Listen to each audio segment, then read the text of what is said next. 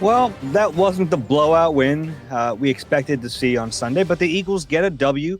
They're 11-2 on the season. Rube, how you doing? Well, my 40-17 prediction didn't come out, but 17 is close to 16, so I was close with one team. You're taking that. I like that. Yeah, I'll take half a win. Take a little victory lap there. Half This a is the lap. Eagle Eye Podcast brought to you by Nissan. 22-16, the Eagles win this game. Kind of a perfect win for Eagles fans because there's a W, but there's still plenty to complain about. Certain areas they can definitely get better. But ultimately, I mean, it is a nice win. They haven't had too many of these wins where, you leave the game thinking, man, that didn't feel like a win. This is a little bit like that, but as long as it doesn't happen every week, I think you feel okay with it. Kind of like the Browns game, Mm-hmm. I guess.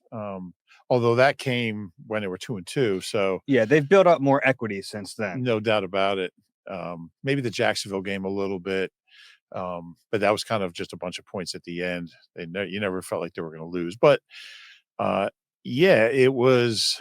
And what does Nick say? It's better to, if you're going to learn a lot from a game, it's better to win it than learn from a loss. But it was a touch and go there for a while, and Right down to the end, pretty touch and go. right down to the end. If I mean, if they drove 98 yards, 97, what it was, I don't know if it was officially the 2 or the 3. It was the 2. It was the 2. That would have been an all timer. Yeah, they're pretty darn close there. It looked like we'll kind of go through that end of the sequence there a little bit, end of the game sequence. Looked like Xavier Legette, to me, from the press box, I was like, man, he caught that. That's a touchdown. Good job by the refs there to rule that incomplete. I don't think anybody saw the ball hit the ground live, but obviously it was even CJ Gardner-Johnson said, I thought he caught that. Thankful for the ref. Yeah, I mean, obviously, if the ref ruled it a touchdown or that he was down at the 1 or whatever it would have been, replay would have reversed it, but you don't want to leave it in their hands either. Yeah. Eventually they get off the field. And like before that, let's backtrack a little bit. A really tough decision for Nick Sirianni on a 4th down. It's 4th and 8 after the delay game, which wasn't great. So it's 4th and 8. They decide to punt the ball. They get it down to the 2-yard line. So, like, I understand why they did it. I think they passed up what would have been like a 55-yard field goal. 54, 55, yeah. For Jake Elliott, who just hasn't been very good this year from deep. Missed a 50-plus yarder earlier in this game, and there was a lot of wind, especially on that side of the field. So they end up punting the ball, which at the time I'm like, I don't know if I like this, but give credit to them. They punt it. They get it down to the 2. And you're thinking, okay, the defense is going to get off the field. It's 3rd down. Josh Sweat has Bryce Young in his grasp and lets him free. They move down the field, and then just one big play by Darius Slay at the end there, and that was it. But it was tight there for a while. Yeah, I thought it was the right decision because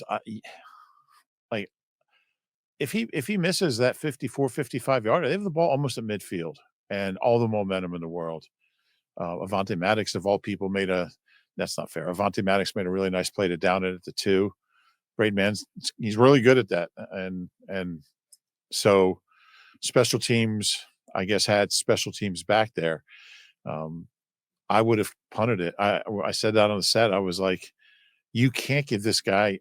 I mean, I'm not saying he's not the guy moving forward. I'm not saying cut him or bring another guy in, but in that situation, you wonder about his confidence. He's 0 for 5 this year from 50 and out. Nobody's been 0 for 5 for a season since 1994. You probably looked that up too. Like Morton Anderson and Jason Hanson 30 years ago. It's like a 72% kick now, 50 yards and out. Obviously that number's higher the closer you are to 50 yards, but it's a kick that Jake Elliott has made so many times. And it would have made it a 2-possession game. So for Nick not to have faith in him in that situation to make a kick that he's always been able to make, and he's 72% in his career, it's alarming. I thought it was the right call considering, and normally it would be a no-brainer. You have him kick, you're up 9 points, ball game. You just, I don't know how you can risk it in that situation. And if your defense can't get off the field defending a 98-yard, field with a young, inexperienced quarterback with the number 1 defense in the league, probably don't deserve to win the game. but they needed every one of those yards or almost all of them, and they did get off the field. They did, and look, they win this game.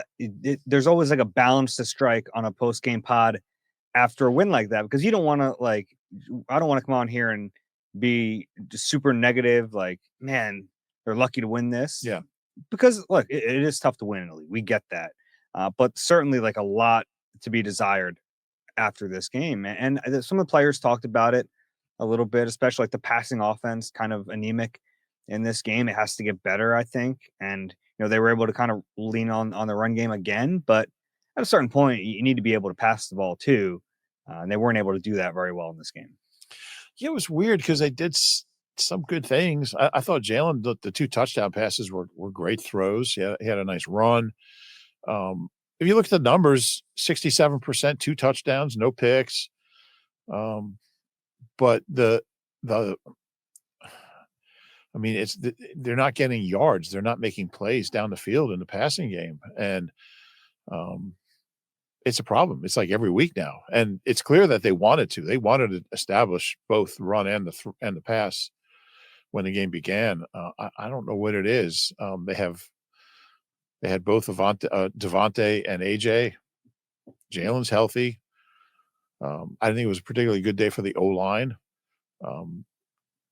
They got a little leaky. Jalen, there's something off about his pocket awareness, maybe. I don't know. It's weird because you look at the numbers and say, oh, you had a 118 passer rating or whatever it was. I don't know what it was. 110. 110.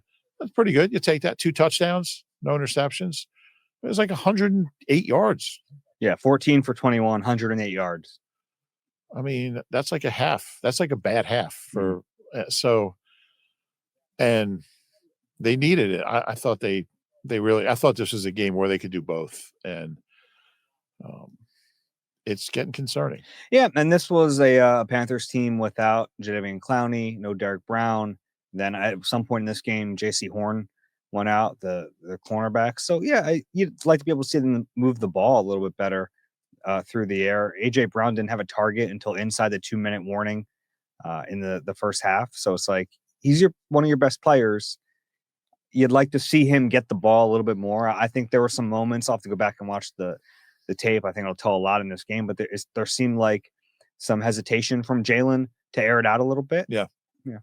Let's talk about the good on offense, though. I mean, Saquon, ho-hum, 20 carries, 124 yards, did not get in the end zone, unfortunately for him. They tried to give him that touchdown, and then it didn't work, so they had to go to the tush push. But Saquon looked good again.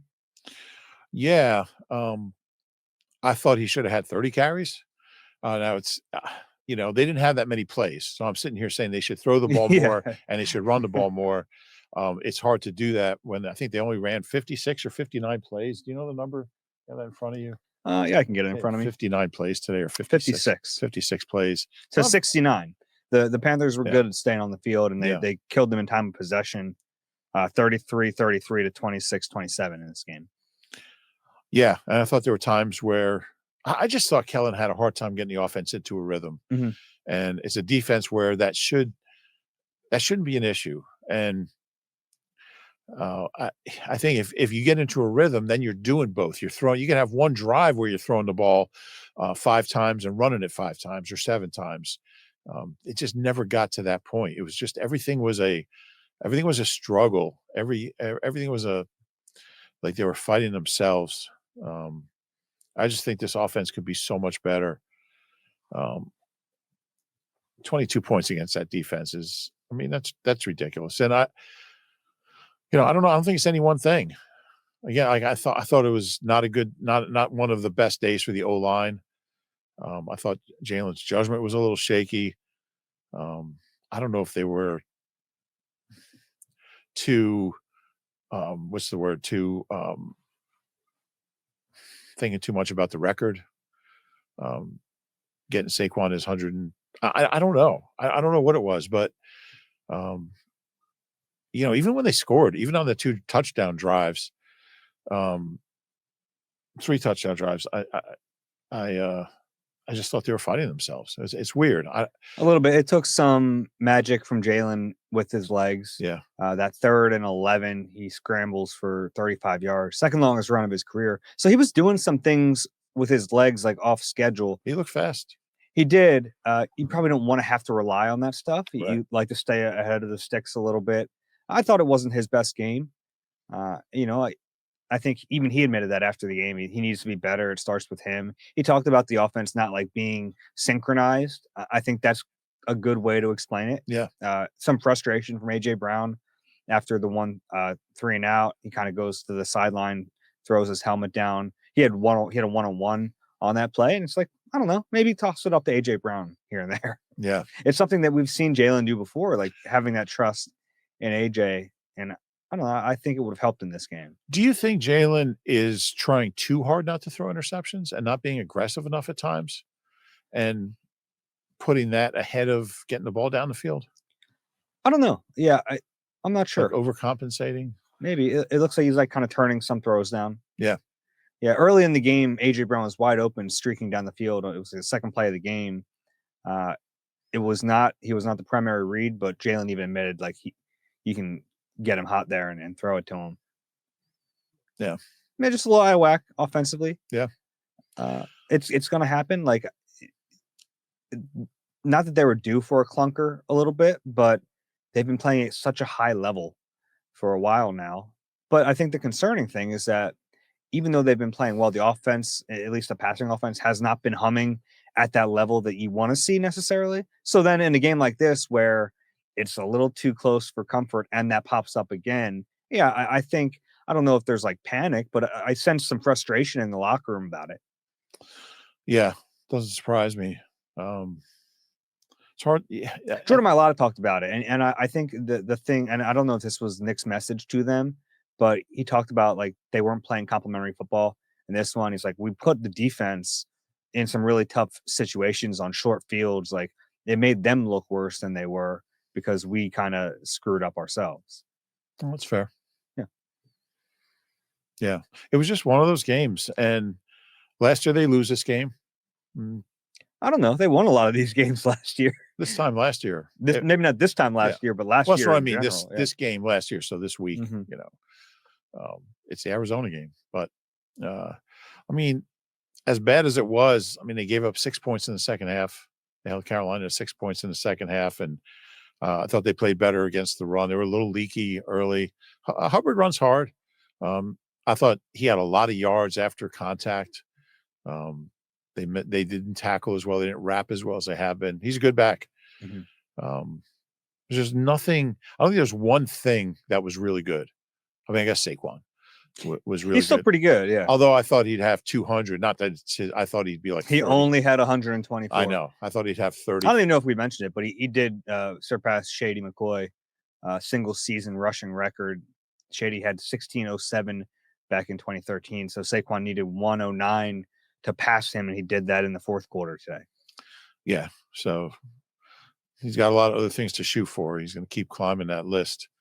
Only 3 running backs. And he's playing at such a high level that you almost run out of ways to like quantify it. Only 3 running backs through 13 games have ever had 1,600 yards, 6.1 yards per carry, and 10 touchdowns. And that's O.J. Simpson in 73, Saquon this year, and Jim Brown in 63. I mean, like, we're seeing an all-time great season by running back. And we'll never see this again. The way the league is, I mean, maybe he has a similar year next year. I don't know. Most likely he won't. It's just the way it is with running backs. But we're seeing a guy do things that just nobody's done in half a century. And I just don't want to lose sight of that. And when 127 yards seems routine, that tells you how good he is. I think he broke Wilbert's record for most 100-yard games. By an Eagle, Wilbur. And we should mention he passed Wilbur on the way to the record today as well. Wilbur had 15-12 back in 1979. Yeah. So when Saquon, I mean, it almost seems like a disappointing day, and it wasn't. I mean, he averaged 6.2 and had 127 yards. I I kind of thought he'd have 150, 160, 170. No fault of his own. He just didn't have that many plays. He didn't have that many carries. It was a weird game in a lot of ways. Yeah, they weren't able to stay, ahead of the sticks, so Yeah. they were getting off Right the from the field. start. Lane's penalty, Mhm. then a couple sacks. Yeah, I mean, that's another thing with this offense, and like we've talked about it all year. They still don't have answers for the early struggles. The script is still the script, right? Like it's not working. Like obviously, we've talked about what teams use the opening script for, right? Sometimes it's to find out what the defense is doing, but ideally, you're able to do that while also getting yards, putting up points. The Eagles have not done that. Typically, like they've set things up, even if that's not what they're trying to do. They've set things up for later in the game. But man, like you'd like to see them start faster, and I think they want that too. It's just I don't know if there's a like one eureka moment to come to fix that. But now Scott outscored 59-17 in the first It's quarter. amazing. And then the last three quarters, I think it's like 320 to like 170. It's so lopsided. They're the highest scoring team, second highest in the second quarter and on. I think Detroit's a little bit ahead of them. And Detroit hasn't been a good first quarter team either. It's kind of interesting.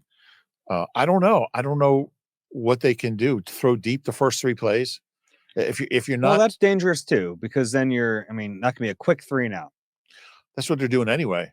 So if you're going to go 3 and out, you may as well at least try to get 50 yards instead of, a little nothing pass to.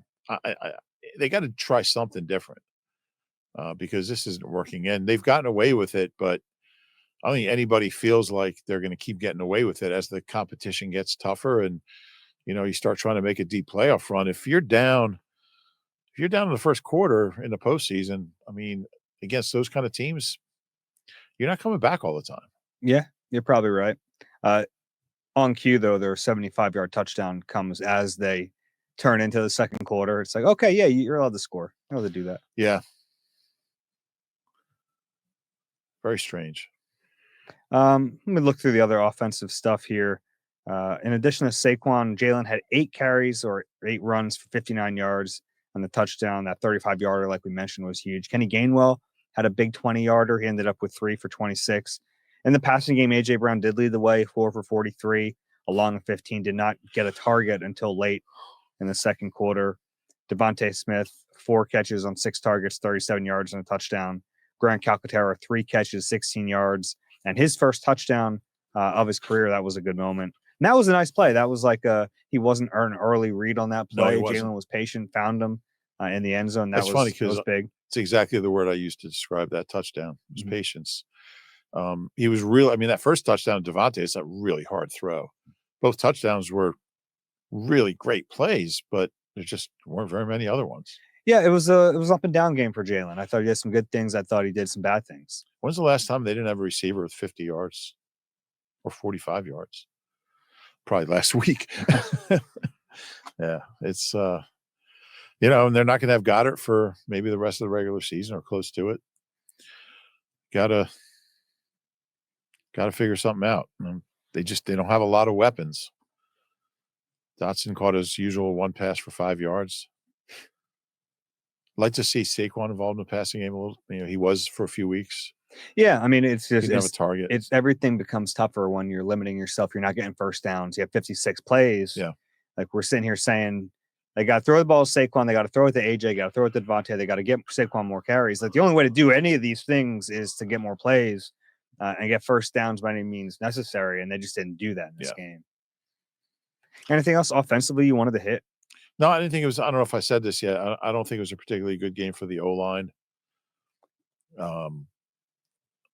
I think the sacks were kind of evenly split, or a combination of O-line and Jalen just being a little out of sorts. He took the one where he just went down when he could have thrown the ball away. So yeah, he did explain that in his post-game presser because it was an RPO look. So he thought if he threw the ball, they would get a man downfield penalty. But that's still what you should do there.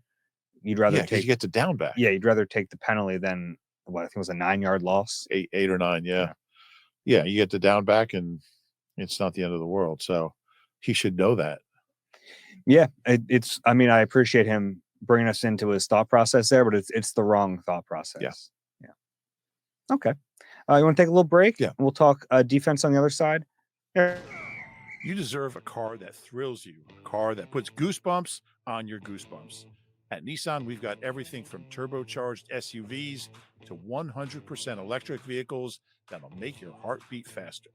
Experience the thrill for yourself and shop your local Nissan store and nissanusa.com today. Reuben, it's kind of funny because in my head, I'm like, this was not the best game for the Eagles defense, but you look up and just 16 points on the board. Yeah. It was a challenging 16 points and 6 in the second half. Yeah, they got some big stops at the end of long drives, especially the last two. Some big plays, big fourth down stops. Let's talk about that play from Slay. Yeah. I mean, that was a heck of a play. He had to follow Thielen all the way across the field. It was a long time to cover one guy. He said in a situation like that, he's played Thielen so much because they used to be in the same division. He knew that Thielen was going to work his way back to the ball and try to help the quarterback out. So he was able to kind of anticipate that and step in front. Slay had some big plays today. He played really well. Yeah. I thought he baited him in that situation. I could be wrong, but it looked like that was like a veteran corner and a young quarterback, and he just kind of, played it slow. And then as soon as he threw, he thought Thielen was open, Bryce Young, and he made up some ground really quickly and batted away. It was huge. Yeah, that was a big play. We saw the CJ Gardner-Johnson interception in the first half. That was big because then they got points off of that. CJ, I give him credit for staying in that game. He had the shot to the head earlier, gets checked for a concussion, comes back in. Was that friendly fire, it lolooked like? Yeah, it looked like Tristan McCollum. And then later in the game, it looked like a back injury. He said it was actually his buttocks, his butt, like maybe the tailbone. I don't know. He got it looked like he was in a lot of pain. He's like, you see his legs kicking, they're checking. He was on the field for a long time. Yeah. He comes back in. I mean, I give him a lot of credit. Did you hear were you there for his interview? Yeah. What did he say? They're gonna have to kill me to keep me off the field. Yeah. He I actually wrote I'm not coming off the field, you gotta kill me. Gotta love that guy. He played tough today, and like he's a high variance player. We've talked about this. He's going to give up plays. He's going to make plays. I thought that was kind of the case today. I think he was feeling pretty happy that ball was dropped. We'd be having a much different conversation with him if that's a long touchdown. Yeah. But I mean, gosh, that hit early on Leggett. I mean, that was a tone setter, and then the interception was great. Yeah, it was, and they really needed it. I thought that might have been the play of the game. It really. I mean, because they'd scored their last two drives, they're driving again. If they score, even if they get a field goal before halftime, I mean, that's just a lot of momentum. And he really kind of changed that around. You know what was a big play on the second to last drive? Carolina's, so the first fourth down, they had a 3rd and 8, and it looked like Hubbard had some room. It looked like he was going to get to the sticks, and N'Kobe grabbed his foot and got him down short of the sticks and made it a 4th and 2, which they stopped. He threw incomplete.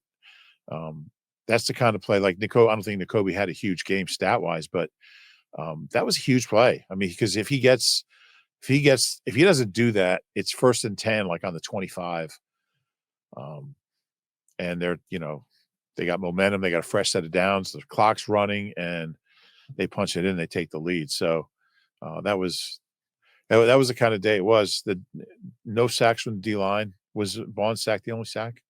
I believe so. Yeah. So that was.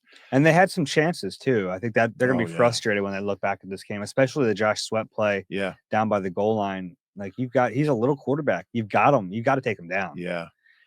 Yeah. And you mentioned it earlier on the pod before we started talking about the defense. Like the tackling was kind of an issue early. They were getting there and they weren't bringing Hubbard down. Like you got to bring him down. Yeah. There were too many yards after contact, at least early in this game. Yeah, I agree. And they got a little better second half, but he hurt them. And he's a good player. He's a good back, but you want to be the best defense in the league. You're not. They turned a lot of like 3-yard runs into 8-yard runs. Mm-hmm. I thought, but yeah, I'll tell you what. After that punt, I thought they were just gonna get a safety, have a fourth down stop.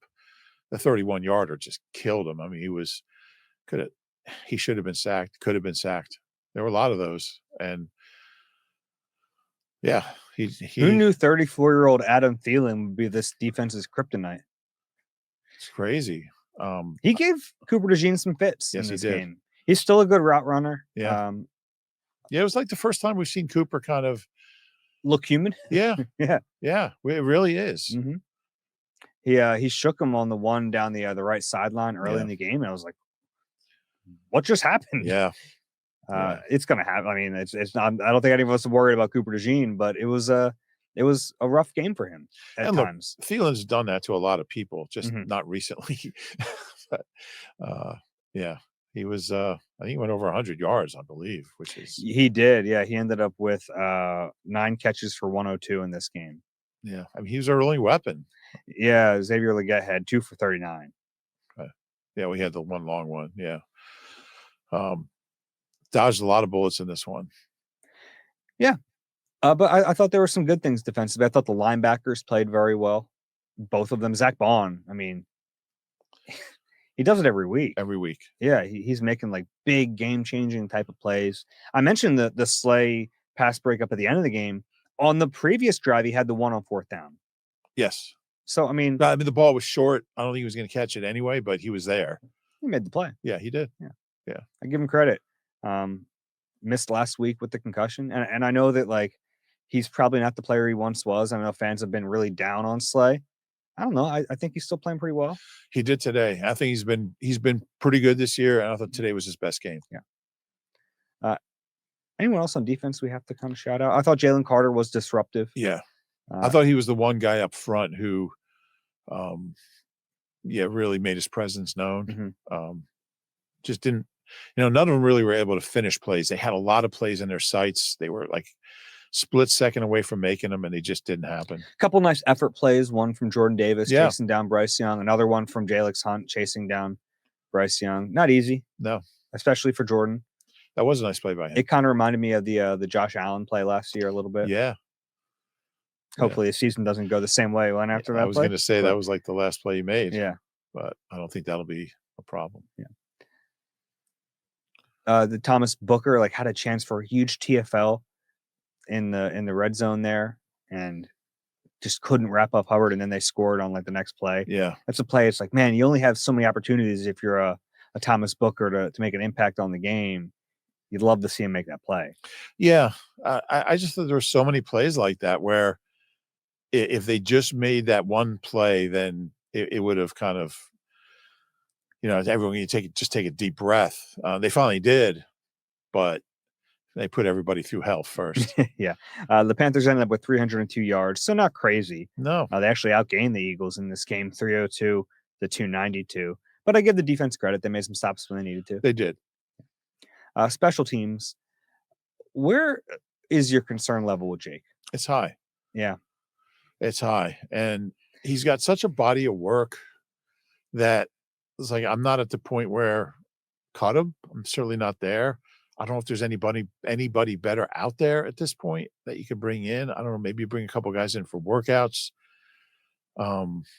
But it's a real issue. I mean, 0 for 5. The Eagles are the only team that doesn't have a 50-yard field goal this year. And I spent way too much time looking up the last kicker to go 0 for 5 or worse in a full season from 50 yards. And it was 1994. It was Morton Anderson and Jason Hansen. Yeah. And he's a 72% kicker from 50 and out for his career coming into this year. Those are layups. I mean, a 52-yarder, that's a layup. He also missed that PAT. I think you mentioned that, which they ended up being a penalty on the Panthers, and they went for 2 and got it. But, I mean, we've seen this guy make big kicks in a Super Bowl game winner against the Giants, and I guess his second career game. Even last year, he was still really, really good. I don't know. I don't know what options they have. I didn't have this on my bingo card for this year. And there's no question that in that situation, that 4th down in the 4th quarter, if he wasn't having these problems, Nick lets him kick it. There's no question in my mind. that's a kick that he's made, I don't say 1,000 times. He's made it almost every time he's been asked to make it. He's also never missed in the postseason. I mean, this guy's perfect in the playoffs. He's like 17 for 17. I don't know. They don't really have a lot of options. Cameron Dicker's not walking through that door. What's your concern level? You're the kicking guru guy. Yeah, I mean, it's pretty high because even though he's built up equity and even though we've seen him be so good for so long, I mean, like, look at Baltimore right now. Like, Justin Tucker's an issue. Yeah. And Justin Tucker might be the best kicker of all time. Yeah. Like, kickers are kind of fickle, and it's so much about confidence. And I know Jake's probably like going to say all the right things. And did he talk post game? I don't know. I didn't see him. It's tough because the kickers are all the way in the one corner. Yeah. I think there's a reason to be concerned about him. Now, I think he's earned it that you stick with him, but I don't know. Maybe you try to find ways to boost his confidence down the stretch if you're able to in some of these games, because they're going to need him. I mean, you're going to need a kicker you can rely on if this is going to be a Super Bowl team. No question about it. And the kind of crazy thing is, pregame, the same. We're on the end zone where he missed the 52-yarder. I was watching him push all the ball, like there are 3 in a row. He pushed right, and then he got in the game and did the same exact thing. So I understand that there's like a very small sliver of like a window of what I'm looking for here. I don't know. Yeah, margin for error. Yeah, on those long kicks, like one little thing is wrong, it's not going to go in. But for a guy who's been so good at it in his career, it's concerning. Yeah, and we don't see him kick a lot in practice, but we see him miss. We've seen, like they're kicking when we're out there, and he put one off the upright the other day. Yeah. It's I don't say alarming, but it's one of their biggest worries right now. Yeah, I agree with that. And especially like if the offense is sputtering a little bit, it'd be nice to have a kicker you can fall back on. Yeah. I thought it was the guys on post game disagreed. They were saying you got to kick here. I thought it was absolutely the right thing to do. Bring a kicker. I might have gone for it before the delay game. 8. Oh, 4th and 3. Yeah. Yeah. I wouldn't have kicked. I certainly wouldn't have kicked a 54-yarder when you have a kicker who's like, I don't know where his confidence is. Well, that's not going to help it. Yeah. And he's always been a guy that you just don't worry about his confidence. He's so solid. He's just mentally tough. I mean, what he did in the 4th quarter of the Super Bowl as a rookie was incredible. He killed those 2 kicks. Kickers are funny. They can lose it quick, and sometimes they don't get it back. Yeah, we'll see what happens there. Other special team stuff. Keely Ringo had a really big tackle as a gunner, but the Avonte Maddox play was huge. It was after the punt, and we'd already talked about the decision. It was a great actual punt by Braden Mann, but credit to Avonte Maddox. He didn't let that ball bounce. He knew he had to catch it clean, and he did. He downed it at the 2. Remember, Avonte Maddox is not their normal gunner. That's normally Sidney Brown over there. Avonte's filling in. Yep. So for him to make a play in a year where we all know it's been a rough year for him, so to see him make that play was huge. Yeah, he's done it in the past, not for a couple of years though. So, that was, and that's not an easy play because, like, I mean, you really have to be aware of the end zone and the goal line, and like if any part of you is on that, on that line, that's a touchback. And it helps Nick because it makes the decision look a lot better. If that's a touchback, I mean, that's a mess. Yeah, you're right. You're right. I thought it was absolutely the right thing. Because if, like, I'm thinking, like, all right, he punts it down to the 10. Are they going to really drive 90 yards against this defense? I like my odds. I like my odds of the defense holding better than Jake making the kick. Yeah, I get that. But that's 2-point, 2-possession game is tempting. Yeah, I think I probably would have gone for it on 4th, like before the 4th and 8. Yeah. It worked, kind of. Yeah. I don't know if it worked because they did drive down the field and they had a chance to win the game if Xavier Legette catches that ball, but he didn't. Yeah. What a thing. Weird game, huh? It really was, and it made it tough to write my obs because I just like I didn't know what to make of anything. Mhm. Like it was one of those had no flow. I had no um just there was no direction to it. It was weird. It was just an all over the place game. Um It was funny though because at the end of the first half, when they get the interception and they score, and they're getting the ball back to start the second half, you're thought like, they're gonna blow them out. yeah, this is the beginning of the blowout. Yeah. I'm watching Frisbee Dogs at halftime, thinking they're gonna They had come out of. frisbee dogs? Oh yeah, Oh no, I oh missed yeah, it. oh yeah. But you're watching them, and you're thinking they're gonna get the ball back, they're gonna score, and this game's gonna be over. Yeah. And it just wasn't that easy today. Yeah. I thought the same thing. Like, what do you make of it overall? Like, this is a win. It's a win. They're 11-2. They're still. It's the weird thing about the rest of the season with the Lions winning is like their odds to get the 1 seed are slim now. Now Yeah. things can happen. We'll see what happens, but uh, their odds to get the 2 seed are like incredible, right? Like Yeah. they're probably going to end up as the 2 seed. Yeah. It's going to make for a last weird month of this season. Yeah. Now, I still think the Vikings so the Vikings, I mean, it won't really matter, I guess. The Vikings have a tiebreaker over the Eagles on strength of victory. Mhm. Um, I still think they might be the second best team in the conference. The Vikings? Yeah. I don't. Yeah. I don't know. I don't know what to think. I don't know what to make of anything, but I think I'd even take the Packers over them. maybe. Well, yeah. Yeah, I think they're all fairly even. Detroit keeps surprising me. They have a ton of injuries. They find ways to win. Um, it'll be a tough place to go in if you get that opportunity for an NFC Championship game at Ford Field. Don't get too far ahead of ourselves, but there's a real possibility. I love the Eagles' success on the road. I think that's something you can really lean on. Uh, if you count Brazil, they're what 6-1 or yeah, on the road 6-1, right? No, 7-1. They have one road game left. So yeah, I'm forgetting New Orleans. They won that game was down there, right? Yeah. So there, but anyway, in any case, they're probably them and the Chiefs are the best road teams in the league. So if they do have to go on the road, that they're going to acquit themselves well. Probably play better on the road than at home. Maybe.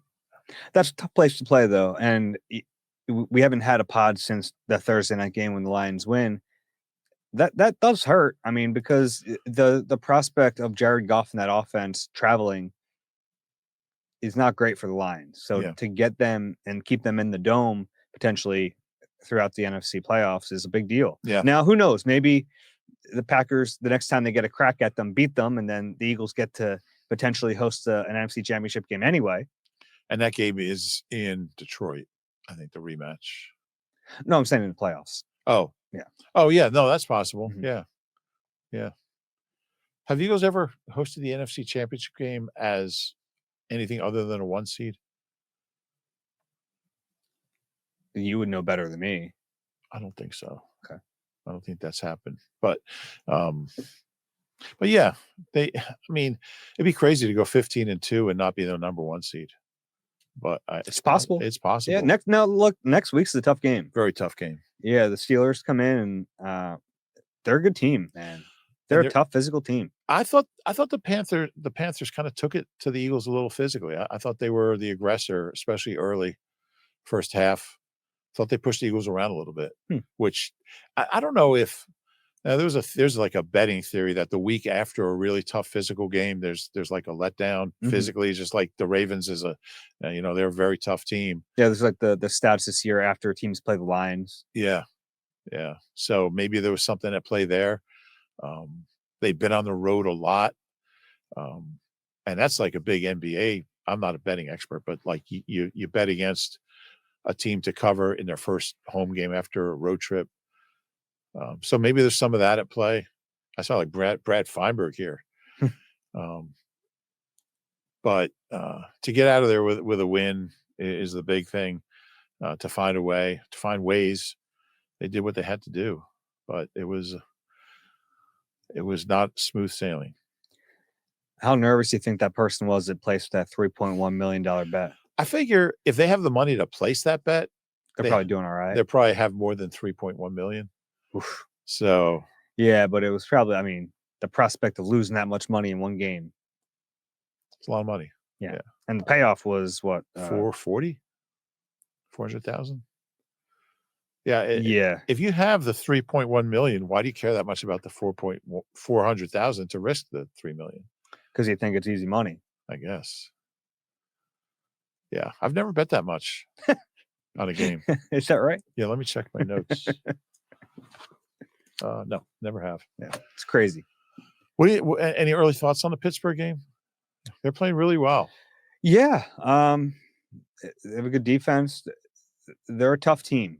They're a tough physical team. We saw them beat the Ravens, obviously. So I still stand by. I think the Ravens was the toughest game on the Eagles' schedule, and I know people push back against that because the Steelers beat them. But I just think that Ravens' offense was so much better that that was a tough one. Yeah. Steelers beat the Browns 27-14. Jameis threw a couple more interceptions. You don't see that very often. Isn't he fun? As long as you're not a Browns fan. I'd rather watch him play than Deshaun Watson play.